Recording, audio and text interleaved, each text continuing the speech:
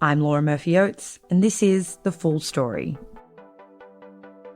So the app appeared on April 2nd, but it didn't really take off until Modi kind of urged Indian people in the name of kind of helping the government to download the app. वो है Arogya Setu mobile app.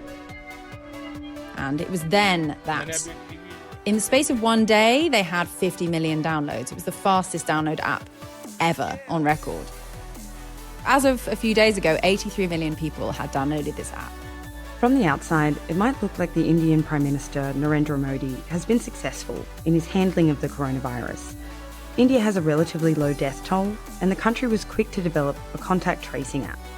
People will kind of do anything to help stop the spread of coronavirus. They're willing to be sort of foot soldiers in this war, and if it's as simple as downloading an app, people are very willing to do it. Without really acknowledging the sinister side to it, that you don't really know the kind of long-term implications of inputting your data, how it will be used, who is going to have access to it, whether it will be part of a wider mechanism of surveillance on public health or even something beyond that. That is something that, you know, in the hands of the Modi government could have pretty scary implications. The Guardian Southeast Asia correspondent Hannah Ellis-Peterson has been reporting on the implications of people downloading this app in a country ruled by an increasingly authoritarian nationalist government who were restricting civil liberties before the crisis even began. Now, there's growing fears that this crisis is being used as a pretext to erode the rights and freedoms of Indian citizens. Today, is coronavirus being used to turn India into a surveillance state? It's Thursday, the 14th of May. Hannah spoke to Rachel Humphreys, a producer on Today in Focus, where this episode first aired. Hannah, coronavirus arrived in India after a year of huge change in the country. We've covered this in previous podcasts, but I think it's worth going through what's happened. Nearly a year ago, Narendra Modi and his BJP party won a landslide re-election.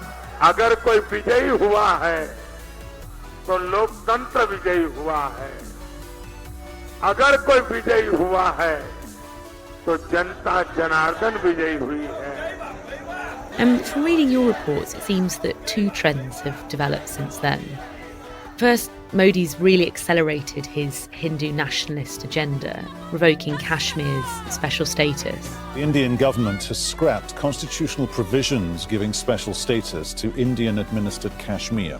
Home Minister Amit Shah's announcement comes as the region is under lockdown, with all communication lines now suspended.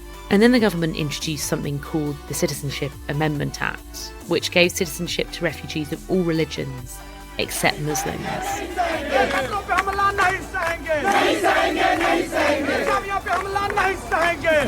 This caused massive protests against the government, which led to a backlash and the worst violence the country has seen for decades. The second trend that's emerged is an increasingly authoritarian way of governing in India. The government has passed laws allowing increased surveillance and frequently shuts down the internet, as well as arresting activists and holding them without charge. So it feels like India is on a very troubling trajectory. And then coronavirus happens. संपूर्ण देश में संपूर्ण lockdown होने जा रहा है. Modi announced a lockdown towards the end of March with very little notice, causing mass panic as millions of workers tried to return to their villages. This pandemic has changed pretty much every country on earth, but how has it changed India? Has it altered that trajectory that it was on? The arrival of coronavirus just kind of fueled what you could describe as already a kind of well-oiled machine of hate in terms of Hindu nationalism and authoritarianism. This all really starts with the gathering in mid-March of an Islamic organisation called Tablighi Jamaat. All right, we are getting you a big exclusive right now. These are the inside visuals, the first visuals of the congregation inside the Markaz, in fact, at Tablighi Jamaat, which is at Nizamuddin, which very clearly show you how there are too many people at one place. Social distancing norms are not being followed. and that is why it has resulted in such a big health scare. It's important to note that India wasn't locked down at the time. It was, unwise, certainly, but it wasn't illegal. So this gathering occurred over a couple of days, and then afterwards, thousands of people went back to their villages across India, and it slowly emerged that many people, it's unclear exactly how many, had picked up coronavirus at this gathering. And this gathering got seized upon by the media and by BJP leaders as being the kind of source of coronavirus in India. India continues to see a surge in coronavirus cases linked to the Nizamuddin Markaz. On Monday, fresh cases were reported from multiple states, including Uttar Pradesh and Rajasthan. Tamil Nadu and Delhi remain the worst hit by infections generated by the Tablighi Jamaat event. The cases could spike as test results of hundreds of Jamaat members in quarantine are still to come. The police were sent out to search people, rewards were given to find people who'd been at this convention, in the same way you would look for kind of criminals. And the rhetoric that was used around the people at Tablighi Jamaat was just so volatile and so violent. They were accused of coming together to create a conspiracy to fight Corona Jihad. India should have been free of coronavirus by now. But these Jamaat members have acted like suicide bombers. These suicide bombers should face the strictest possible legal action. They should be punished in a way that generations to follow will be too afraid to commit such crimes. And it became this sort of very prevalent idea that actually coronavirus was a Muslim disease. As I said before, there is this kind of very well-oiled machine of hate, and as soon as you have these narratives, it just feeds into it so easily. And was this starting to have an impact on the lives of Muslims across the country? Yeah, a very kind of real effect across India. So you were having the boycotts of Muslim fruit and vegetable sellers. Earlier this week, a legislator from the governing Bharatiya Janata Party told his constituents not to buy vegetables from Muslim vendors. Muslim vegetable vendors are spitting on the vegetables, putting saliva on them, and then selling the vegetables. So I told them that we can't do much about that, but don't buy vegetables from them. But then also on a more sort of tragic level, there were reports of 2 separate women, Muslim mothers, who were turned away from their hospital when they were giving birth and their babies died. Reports of vigilante groups beating up Muslims, to protect their villages from Corona Jihad. The sort of terrible thing that happens is that the jump in India from kind of fear to violence is so small. That culture of misinformation feeds into the second theme we're talking about here, this creeping authoritarianism in India. One of the first tactics in the authoritarian playbook is to crack down on freedom of speech and the free press. Has coronavirus provided a pretext for the government to do this? I mean, absolutely. That's something we've really seen in the past few weeks, which is the kind of, increased harassment of journalists who are trying to hold the government account for coronavirus. I mean, prior to this, I think it's fair to say that a lot of mainstream media is already under the thumb of the government. There are some very significant and very important exceptions to this. And one of them is this publication called The Wire. My name is Siddharth Vardarajan, and I'm founding editor of TheWire.in, which is a website in India. Siddharth, can I hear a bird in the background where you are? Yes, you can. What is it? It's probably a peacock. Central Delhi is full of them, but because of the lockdown, they have become more free in their movement. Oh, really? I see. So you're getting more peacocks at the moment. Can you tell me about this article you published on the 31st of March? What did it say? So we ran what I still regard as a very routine story. The news of the day was the discovery of dozens of infections at the Delhi headquarters of a Muslim organization called the Tablighi Jamaat. So we had a story which described what had happened in this place, and by way of background or context, mentioned how religious organizations and establishments in India have been quite late to realize the importance of social distancing.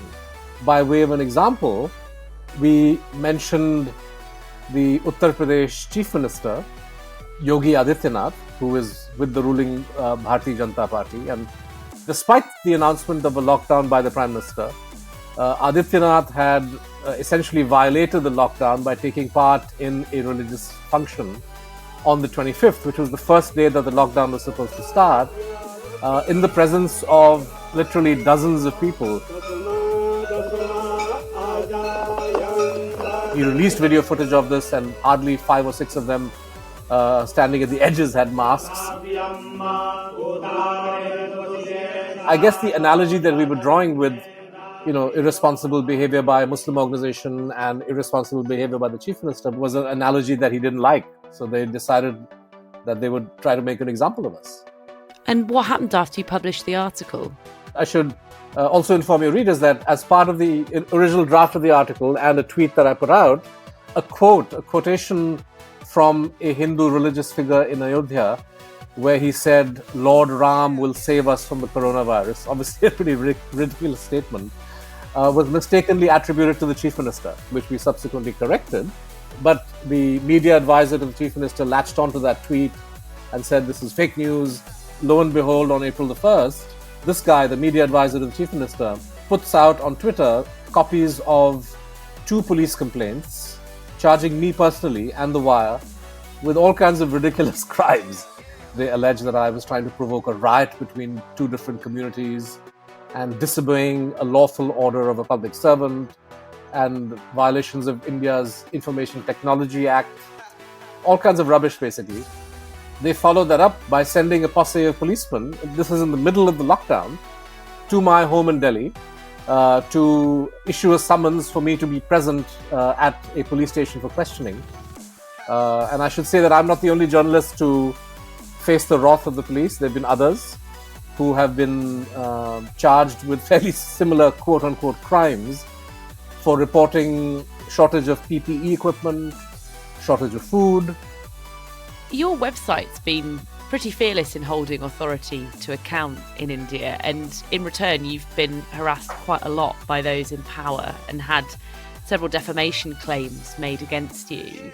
But, did this feel like an escalation? Have you had criminal charges filed against you before? This was most certainly an escalation because, the filing of defamation cases is pretty much a standard preferred route to try to shut media up. And we have collected our fair share of these cases. What was done this time, to my mind, it's of course a first for me and for The Wire. It was important for us to not take this lying down. So we were, very clear from the start that we're going to fight this tooth and nail. I'm very happy to say that the media community in India and abroad has stood firmly by us because they recognize that this is a danger that everybody is going to have to confront sooner or later. You've talked about how these charges seemed absurd, but they were also very serious. How did they make you feel? How did you feel about this? It's frankly, I'm not the sort of person who worries a lot, but when these kinds of charges get leveled, it preys on friends, family, well-wishers. So, you then start getting, calls from people saying, be careful. So there's, it's clearly intended to, ramp up the stress factor on the intended target. But it can't stop us doing what we do. It can't silence us. But I think the greatest burden that this kind of offensive places is on freelance reporters, reporters who don't have the backing of an employer, of a media organization. It becomes impossible to do journalism, right? If you're going to be looking over your shoulder, everybody will simply self-censor, will play safe, and will think 100 times before they do stories that annoy not just really powerful people like the Prime Minister or Chief Minister Yogi Adityanath, but also the local police chief or the local city councillor, whoever has the ability to pick up the phone and get the cops to file a case. So this is what's really worrying.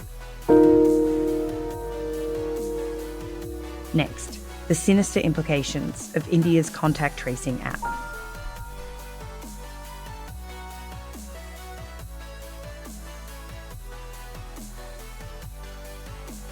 Hannah, We've talked about journalists like Siddharth, but has the government also been muting other forms of criticism and dissent too? Well, so what's been happening during coronavirus, we're talking about kind of this atmosphere of authoritarianism, is the Delhi police seem to be using this as an excuse to round up activists who were at the forefront of the anti-government protests against the Citizenship Amendment Act at the end of last year. So it's unclear exactly how many they have actually arrested because of the kind of lack of information that's coming out. But certainly at least 3 women have been charged under a law called the UAPA, usually reserved for terrorist activity. And these activists have been accused of masterminding the Delhi riots, which were the kind of devastating religious riots that happened in Delhi in February. And this terrorism law means that they can be held with no charges and with no bail for 6 months. And this is happening at a time when the courts are kind of all but not working.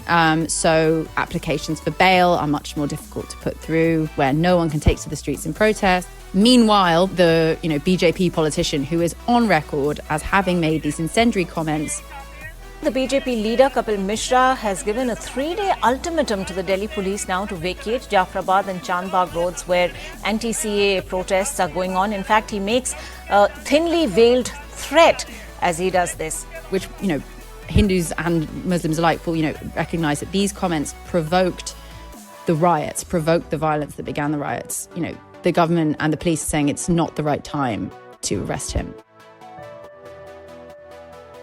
Hannah, all over the world at the moment, governments are asking their citizens to give up certain freedoms. We're all being told to stay in our homes, but we're also being asked to relinquish our data and privacy through the use of contact tracing apps as part of the effort to slow down the spread of coronavirus. But from everything you've said, I feel like this sounds very worrying for many in India right now. I was talking to Arundhati Roy about this, the Indian author, and she described it as India kind of having previously moving slowly into a surveillance state. We're now panic running into a super surveillance state. This is an emergency. Coronavirus was spoken about as a war. And so we're all kind of foot soldiers in this war. And in a war, you do sacrifice some of your civil liberties. Freedom is something you're willing to give up. Privacy is something you're willing to give up. You'll give up, you'll allow surveillance in the name of winning the war. And this has become, I guess, most prevalent with this app, Arogya Setu. मुझे corona से कितना खतरा है? सीधे आरोग्य सेतु पर चले आओ ना। आरोग्य सेतु ऐप में रजिस्टर नाउ पर क्लिक करें। ऐप को लोकेशन शेयरिंग की अनुमति देनी होगी। लोकेशन चुनकर mobile. I mean, it's similar in many ways to a lot of the, contact tracing apps which have been introduced, but it looked particularly to the models of China and Singapore. So you input data about yourself, so your name, your age, your travel history. It enables Bluetooth and GPS, which enables them to monitor the people that you come into contact with around you. So other people who have the app, and it'll indicate whether or not you have come into contact with a high or low risk person. And it operates on a traffic light system. So you get green, yellow and red, depending on how high risk you are. I'm standing at India Gate, but in times of lockdown, how would I know that whether I'm safe? And in these times, the Arogya Setu app can be handy to let you know whether you've come in contact with any COVID positive case. I've downloaded that app and you can see that red, green or orange zone is visible. Here I'm in the green zone, you are safe. It says, and if you go down a bit, it will tell you that how it really traces contacts through a very complicated algorithm and gives you the result. So all the information that the app collects is then sent to an external server, which is under the control of the Modi government. And particularly if you're deemed high risk, so you fall into the red or the yellow category, your location information is also sent to this server. So the more high risk you are, the more data they will collect on you and the longer they will monitor you. India kind of built it in 2 weeks with complete lack of transparency. So the actual functioning of the app, and how it's kind of built and how the information is transmitted is very unclear. And I guess the most crucial concern above this all is that India doesn't actually have any data privacy or surveillance laws and no privacy laws. Do people have a choice about whether they have to use this app? Well, so this is the kind of crux of it, really. Currently, yes, but increasingly, more and more measures are being introduced to ensure that actually that choice is taken away. So all military employees now have to download it. All public and private employees have to download it. All government employees have to have it. There's talk of you having to have it to get on public transport and to move into public spaces. It'll only let you on public transport if you have a green certification from the app. This could have huge consequences on, people's freedom of movement, as it did in China. People found themselves somehow classified as red, and then they couldn't leave the house and they couldn't do anything. And then that therefore impacts on your ability to work, to live, to buy food. So you've got this kind of app which can determine that you've basically got coronavirus without ever having actually been tested for it. That's terrifying. It is, because there is no kind of accountability mechanism to offset it. I spoke to the kind of person from the Ministry of Technology who helped develop the app, and they said privacy is at the core of this app, but you really only have their word to go on. There's no limit on the lifespan of this data. There's no sense of when it would end. There's no kind of binding assurances that it won't be amalgamated into another database, so it won't become a kind of mechanism of kind of public health surveillance. But there's also another kind of important flip side to this, which is that only 36% of people in India actually have access to the internet. And it's unclear actually how many of those is through smartphones. So if you come to a situation where in order to leave the house, to get on public transport, to move around freely in your own country, you need to have this app. You then need to have access to a smartphone. And it means that people who don't have access to this, then their freedoms and their ability to live in India and to have a livelihood are limited. Right, and we know that India is a country with huge levels of poverty. Not everyone can afford a smartphone. So it feels like this could have a profound impact on people who are already disadvantaged.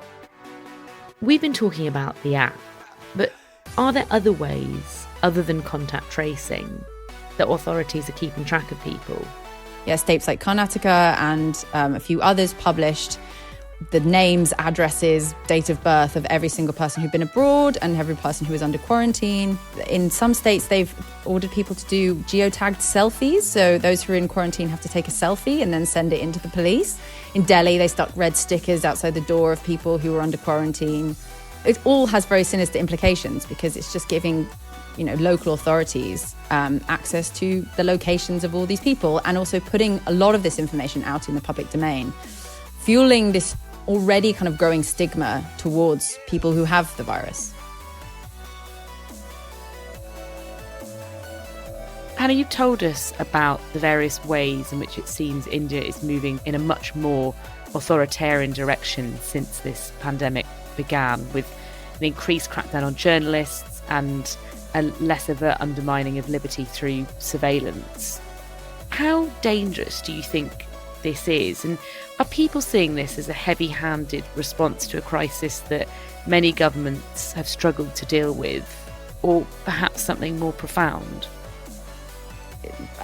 I don't know, people have kind of celebrated Modi's response to this. I mean, what I'm talking about, the kind of concerns over privacy and surveillance and authoritarianism, they have not been splashed across the front pages of Indian media, and they're certainly not dominating the conversation. The conversation is that, and I think this speaks to, how much of a grip the Modi government has over mainstream media, which is that, Modi is doing brilliantly. He's done far better than they did in Europe. He introduced a lockdown, preemptively, and therefore, they kind of make comparisons saying, we've done so much better than Italy, than the UK, than the US. Oh, everyone thought India would be a disaster, and look at us, we've done really, really well. There's sort of 85% approval rate for Modi's response to coronavirus.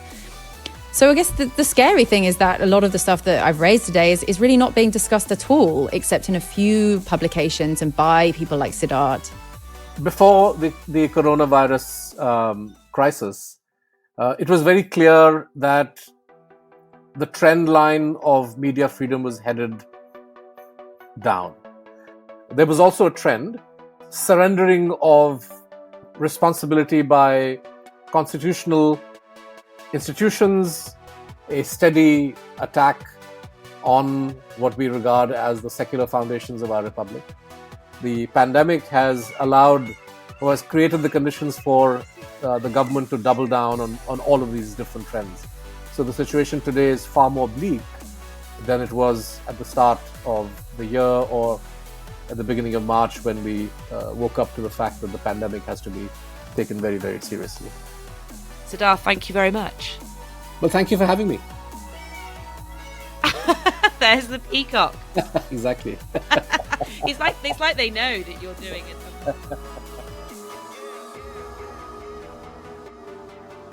That's it for today. This episode first aired on Today in Focus, our global news podcast made by the Guardian team in London. If you like these episodes, check out Today in Focus on the Guardian website or subscribe by searching for Today in Focus on whatever app you get your podcasts on. Today's episode was produced by Joshua Kelly and Courtney Youssef, and sound design was by Axel Cocoutier. Additional production by Miles Martignoni. The executive producers are Phil Maynard and Nicole Jackson.